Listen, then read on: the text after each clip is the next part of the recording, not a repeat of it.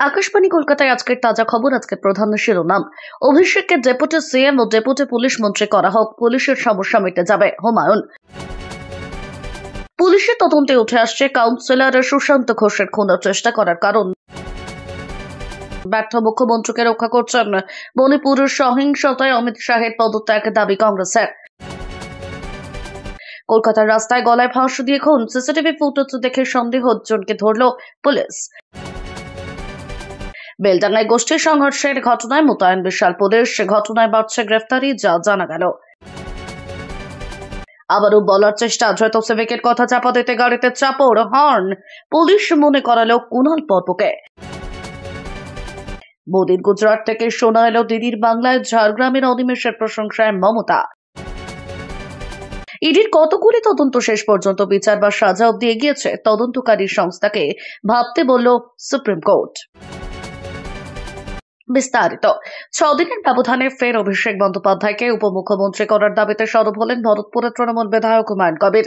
এতদিনে বিভিন্ন ইস্যুতে আইনশৃঙ্খলার প্রশ্নে পুলিশের ভূমিকা নিয়ে প্রশ্ন তুলেছেন বিরোধীরা। কসবা কাণ্ডের পর অনেকটাই সেই ধাঁচেই পুলিশকে নিশানা করেছেন রাজ্যের মন্ত্রী তথা কলকাতার মেয়র ফিরহাদ হাকিম থেকে শুরু করে দলের বর্ষিয়ান সাংসদ সৌগত রায়। এই প্রসঙ্গে এবার পুলিশের সমস্যা সমাধানের পথ বাতলে দিলেন ভরতপুরের বিধায়ক হুমায়ুন। বললেন, অভিষেক বন্দ্যোপাধ্যায়কে ডেপুটি সিএম এবং ডেপুটি পুলিশ মন্ত্রী হিসেবে দেখতে চাই, তাহলে রাজ্যের পুলিশের সমস্যা মিটে যাবে। এর আগে গত 12 নভেম্বর অভিষেকের ডেপুটি সিএম করবার দাবি জানিয়ে হুমায়ুন বলেছিলেন, ওকে স্বরাষ্ট্র দফতরের দায়িত্ব দিলেই দলেরই মঙ্গল হবে।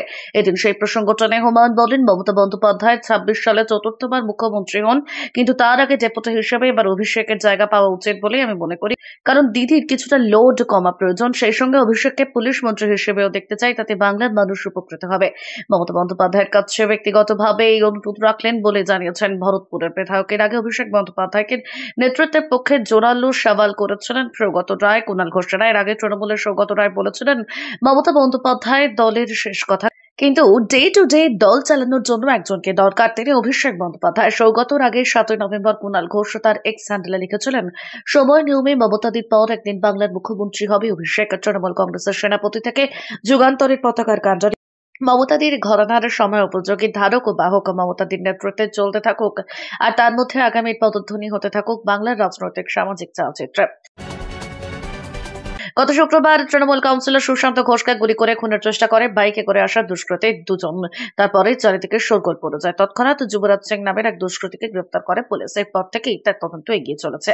আফরোজ খান ওরফে গুলজার হলো এই হত্যার পরিকল্পনার মূল কথা। অনেক আগে থেকেই চেষ্টা করা হচ্ছে। অভিযুক্তের 2000 বর্গফুটের জমি দখল করে নিয়েছিলেন কাউন্সিলরের ঘনিষ্ঠ বলে পরিচিত হায়দার নামে এক প্রমোটার। সেই নিয়ে সুশান্তকে অভিযোগ জানিয়েও কোন রকম সাহায্য না পাওয়ায় বাড়ে ক্ষোভ। সেই রাগ থেকেই খুনের পরিকল্পনা করেছিলেন বলে দাবি ধৃতের। এরপর শনিবার পুলিশের হাতে গ্রেফতার হয় আফরোজ খান ওরফে গুলজার। সেখানেই পুলিশের জেরায় উঠে আসে একের পর এক তথ্য। এই জমি হাতছাড়া হয়ে যাওয়ার আক্রোশ নিয়েই খুনের পরিকল্পনা বলে জানতে পেরেছে পুলিশ। তবে এভাবে হত্যার ঘটনায় নেপথ্যে শুধুমাত্র জমি হাতছাড়া আক্রোশ নাকি অন্য কোনো কারণ রয়েছে, সে বিষয়ে এখনো রয়েছে ধোঁয়াশা। তাই পুলিশ অভিযুক্তদের নিজেদের হেফাজতে নিয়ে আদালতের দ্বারস্থ হয়। আদালতের ভারপ্রাপ্ত বিচারপতি 13 দিনের পুলিশের হেফাজতের নির্দেশ দেয়। মণিপুরের সহিংসতার ঘটনায় কেন্দ্রীয় স্বরাষ্ট্রমন্ত্রী অমিত শাহের পদত্যাগ চেয়েছে কংগ্রেস। কংগ্রেসের সাধারণ সম্পাদক জয়রাম রমেশ বলেছেন, মণিপুরে পরিস্থিতির উন্নতি হচ্ছে না, আমাদের দাবি দেশের স্বরাষ্ট্রমন্ত্রীর পদত্যাগ করা উচিত। সংবাদ সম্মেলনে জয়রাম রমেশ বলেন, 3রা মে থেকে মণিপুর জ্বলছে। প্রধানমন্ত্রী মোদী মণিপুর ছাড়া সব জায়গায় গেলেও মণিপুর জানে। রমেশ বলেন, আমাদের প্রথম দাবি হলো সংসদ অধিবেশনের আগে প্রধানমন্ত্রী মোদীর মণিপুর সফর করা উচিত। সেখানে দলগুলোর সাথে দেখা করুন, ত্রাণ শিবিরে যান, মণিপুরের দলীয় প্রতিনিধি দলের সঙ্গে দেখা করছেন। একই সঙ্গে আমাদের দ্বিতীয় দাবি হলো মণিপুর নিয়ে প্রধানমন্ত্রী মোদীর একটি সর্বদলীয় বৈঠক ডাকা উচিত। তিনি বলেন, এর আগে একজন বিশিষ্ট উপজাতি মহিলা গভর্নর ছিলেন, কেন তাকে অপসারণ করা হলো তার মানসিক প্রতিফলন। গত 18 মাস ধরে মনে হচ্ছে মণিপুর ছেড়ে স্বরাষ্ট্রমন্ত্রীর কাছে চলে এসেছেন প্রধানমন্ত্রী। কেন স্বরাষ্ট্রমন্ত্রী মণিপুরের মুখ্যমন্ত্রীর ব্যর্থতার দিকে চোখ বুলিয়ে নিলেন? বিজেপি বিধায়করা পদত্যাগ করছেন, কিন্তু স্বরাষ্ট্রমন্ত্রী একজন ব্যর্থ মুখ্যমন্ত্রীকে বাঁচাচ্ছেন। তিনি বলেন, আমরা আরো দাবি করি যে বিজেপি এবং কেন্দ্রীয় সরকার যদি সত্যি এবং সততার সাথে ড্রাগ মাফিয়াদের বিরুদ্ধে ব্যবস্থা নিতে চায়, তবে কেন মামলাটি বিচারাধীন রাখা হচ্ছে? সূত্রের খবর, কেন্দ্রীয় স্বরাষ্ট্রমন্ত্রী অমিত শাহ মণিপুরে একটি গুরুত্বপূর্ণ বৈঠক করবেন এবং সেখানকার পরিস্থিতি পর্যালোচনা করবেন। রবিবার স্বরাষ্ট্র মন্ত্রক মণিপুরের নিরাপত্তা পরিস্থিতি খতিয়ে দেখেছে। শনিবার স্বরাষ্ট্র মন্ত্রক মণিপুরে নিয়োজিত সমস্ত নিরাপত্তা বাহিনীকে শান্তি পুনরুদ্ধারের জন্য প্রয়োজনীয় পদক্ষেপ নেওয়ার নির্দেশ দিয়েছে। বরাক নদী থেকে নারী ও শিশুদের মৃতদেহ উদ্ধারের পর মণিপুরের পরিস্থিতি উত্তেজনা বিরাজ করছে। সহিংসতা ক্ষতিগ্রস্ত এলাকায় বিপুল সংখ্যক সেনা মোতায়েন করা হচ্ছে। কলকাতা জোড়াসাঁকো থানা এলাকায় শ্বাসরোধ করে খুনের অভিযোগে পুলিশের জালে এক যুবক, ধৃতের নাম মোহাম্মদ সরফরাজ, বয়স 30। রবিবার রাতে মহাত্মা গান্ধী রোডের ধারে ফুটপাতে মাঝবয়সী এক অজ্ঞাত পরিচয় ব্যক্তিকে অচৈতন্য অবস্থায় পড়ে থাকতে দেখা যায়। রাত 10টা নাগাদ খবর যায় জোড়াসাঁকো থানায়। পুলিশ ঘটনাস্থল থেকে ওই ব্যক্তিকে অচেতন অবস্থাতেই উদ্ধার করে। তার শরীর থেকে রক্তপাত হয়েছিল বলে পুলিশ সূত্রে খবর। ফুটপাতের ধার থেকে তাকে উদ্ধার করে মেডিকেল কলেজ ও হাসপাতালে নিয়ে যাওয়া হলে চিকিৎসকেরা তাকে মৃত বলে ঘোষণা করেন। মৃতের নাম পরিচয় এখনো জানা যায়নি। তবে ঘটনাস্থলে সিসিটিভি ফুটেজ খতিয়ে দেখে তদন্ত শুরু করেছে পুলিশ। ভারতীয় ন্যায় সংহিতার ধারায় 103 ধারায় মামলা রুজু করা হয়েছে। রাস্তার ধারে সিসিটিভি ফুটেজ দেখে রাতেই সরফরাজ নামে একজনকে শনাক্ত করে জোড়াসাঁকো থানার পুলিশ নিয়ে গেছে। অভিযোগ, ফুটপাতের ধারে মাঝবয়স্ক ব্যক্তিকে শ্বাসরোধ করে হত্যার চেষ্টা করেছিলেন তিনি। ওই সিসিটিভি ফুটেজ সূত্র ধরেই সরফরাজকে পাকড়াও করে পুলিশ। তার বাড়ি কলকাতার বর্মন স্ট্রিট এলাকায়। একটি গামছাও বাজেয়াপ্ত করা হয়েছে। পুলিশের সন্দেহ ওই গামছাটি ব্যবহার করে শ্বাসরোধ করার চেষ্টা হয়েছিল। যদিও শ্বাসরোধ করার কারণেই মৃত্যু হয়েছে কিনা সেটি এখনো স্পষ্ট নয়। পুলিশ সূত্রে খবর, দেহ উদ্ধারের সময় মৃতের শরীর থেকে রক্তপাত হয়েছিল। বিষয়টি তদন্ত করে দেখছেন পুলিশ কর্মীরা। মৃতের নাম পরিচয় জানার চেষ্টা করছে জোড়াসাঁকো থানার পুলিশ। পাশাপাশি রবিবার রাতে ঠিক কি ঘটেছিল সে বিষয়ে দ্রুতকে জিজ্ঞাসাবাদ করে আরো বিশদ তথ্য সংগ্রহের চেষ্টা করা হচ্ছে। বেলডাঙ্গায় গোষ্ঠী সংঘর্ষের ঘটনায় মোতায়েন বিরাট পুলিশ বাহিনী। জেলা জুড়ে বন্ধ ইন্টারনেট পরিষেবা। শনিবার রাতে মুর্শিদাবাদের বেলডাঙ্গায় দুই গোষ্ঠীর মধ্যে বাঁধের সংঘর্ষ। এই ঘটনায় একাধিক বাড়ি ভাঙচুর এবং আগুন লাগানোর ঘটনাও ঘটে। ঘটনা নিয়ে চলছে গুজব, মৃত্যুর দাবিও করা হচ্ছে। এই ঘটনায় জেলা জুড়ে বন্ধ রয়েছে ইন্টারনেট পরিষেবা। শান্তি ফেরাতে প্রশাসনকে ব্যবস্থা নিতে বলেছে রাজ্য সরকার।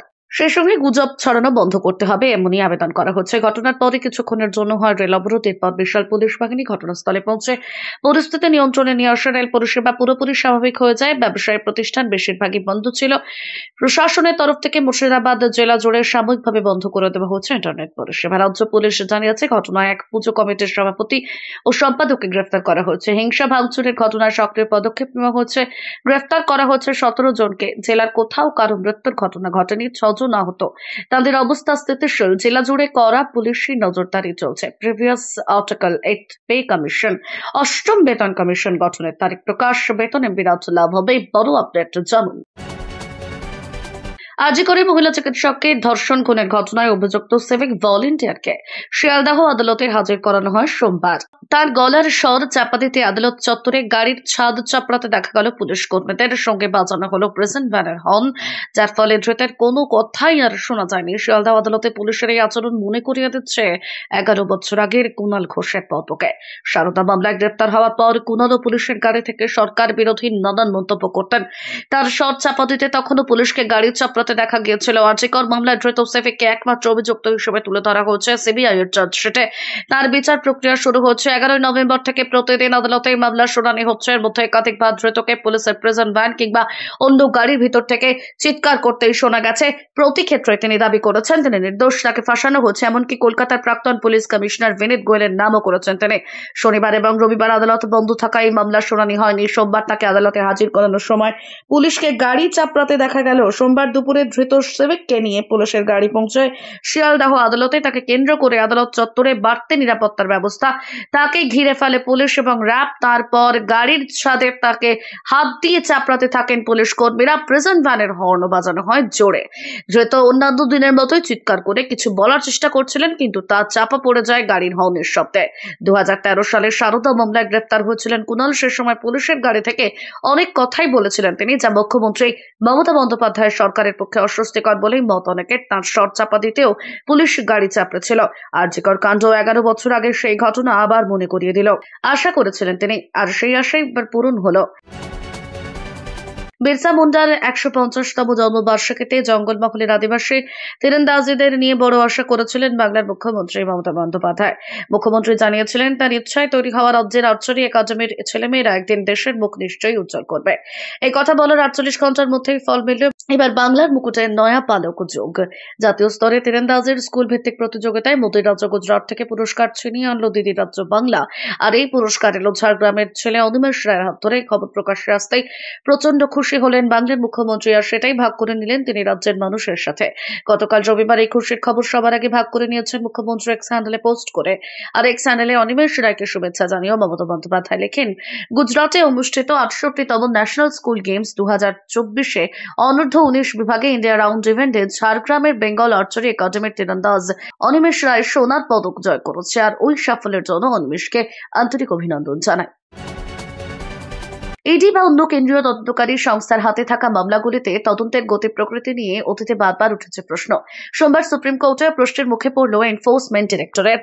আইনি খবর পরিবেশনকারী ওয়েবসাইট লাইভ ল প্রতিবেদন অনুসারে আর্থিক দুর্নীতির দমন আওতায় মামলাগুলিতে সাজার হার কম হওয়ার বিষয়টি ভাবাচ্ছে শীর্ষ আদালতকে। সুপ্রিম কোর্টের বিচারপতি অভয় এস সোমবার ওকা এবং বিচারপতি উজ্জ্বল ভুয়ানের বেঞ্চে একটি পিএমএলএ মামলার শুনানি ছিল। ওই শুনানির একটি পর্যায়ে বিষয়ে আলোকপাত করে দুই বিচারপতির বেঞ্চ। ইডির আইনজীবীকে বিচারপতি ওকা বলেন, কতগুলি পিএমএল এর মামলায় শেষ পর্যন্ত শাস্তি হয়েছে এবং কতগুলি মামলার বিচার পর্যন্ত গিয়েছে। কোনো একদিন সেটি আপনাদের ভেবে দেখা দরকার। সোমবার পিএমএল এর মামলায় এক অভিযুক্তের জামিনের রাজ্যের শুনানি ছিল শীর্ষ আদালতে।